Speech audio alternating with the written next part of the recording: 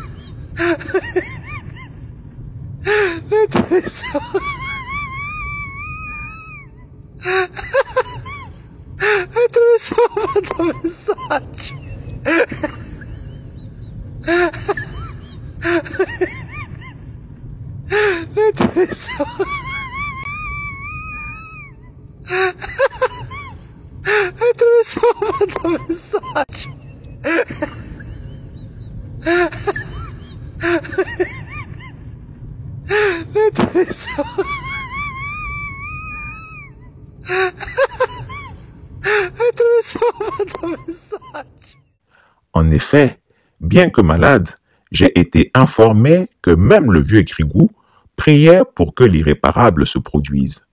Certains marabouts ont accouru auprès de Ténébiraïma Ouattara dit la Fiole pour jurer que ma maladie était leur œuvre et le pouvoir de leur Koroti.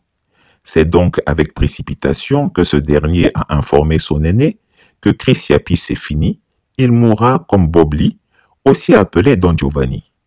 Je n'ai pas bien connu ce blogueur ivoirien qui pourtant m'a calomnié bien des fois, mais je ne lui en ai jamais tenu rigueur. Je prie pour que son âme repose en paix. Je ne suis pas comme le despote ivoirien qui est incapable de compassion. Lui, son seul souhait, c'est de voir les Ivoiriens mourir. J'en viens à croire qu'il n'a pas cette fibre ivoirienne qui fait que même dans l'adversité, jamais un Ivoirien ne souhaitera la mort de son frère ivoirien. Bien sûr que je n'ai jamais eu de doute sur la détestation dont je faisais l'objet de la part du clan Ouattara, mais de là à souhaiter ma mort pure et simple, relève d'une méchanceté mortifère. Aucun Ivoirien ne ferait à ses frères ivoiriens ce que Alassane Ouattara nous fait. Aucun Ivoirien ne prendrait la Côte d'Ivoire en otage. N'ayez pas peur, nous sommes prêts à mourir pour notre pays. Nous sommes prêts à mourir pour libérer notre pays de la dictature d'Alassane Ouattara. Nous sommes prêts. Nous ne reculerons plus devant rien. Nous sommes debout. Nous en avons marre.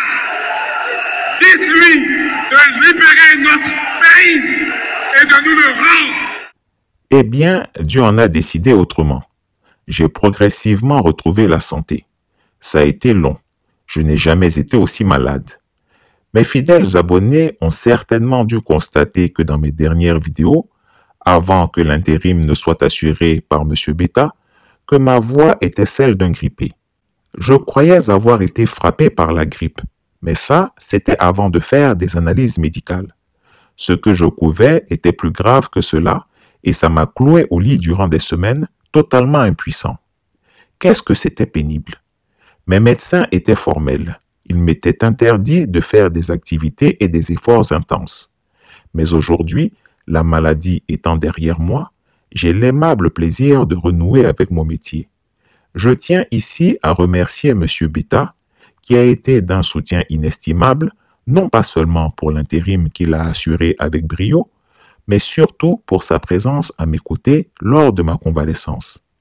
Je tiens particulièrement à remercier mes abonnés qui ont fait moult prières pour ma guérison, et parmi eux, messieurs Bassigné Beza et Ben Sagou, qui ont fait des contributions financières pour que je puisse assurer mes frais médicaux. Je n'oublie pas non plus tous ceux qui ont maintenu leur abonnement mensuel à notre chaîne ou encore qui ont fait des contributions ponctuelles pour me soutenir durant cette période difficile. À tous, je dis merci. Cela dit, chers abonnés, votre enquêteur préféré est dans la place et les investigations reprennent à vive allure. Bien sûr, j'aurai à me ménager, mais je serai là pour notre cause commune. Dès demain, je vous livrerai ma première enquête post-maladie. J'y ai travaillé avec passion. Rendez-vous est donc pris. À très bientôt.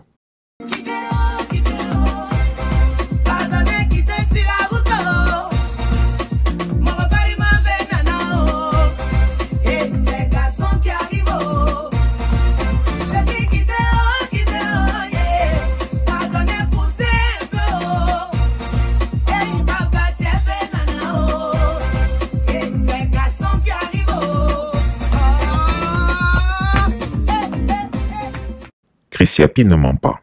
Retrouvez Chris Yapi sur ses deux chaînes YouTube, sa chaîne Dailymotion, Instagram et VK.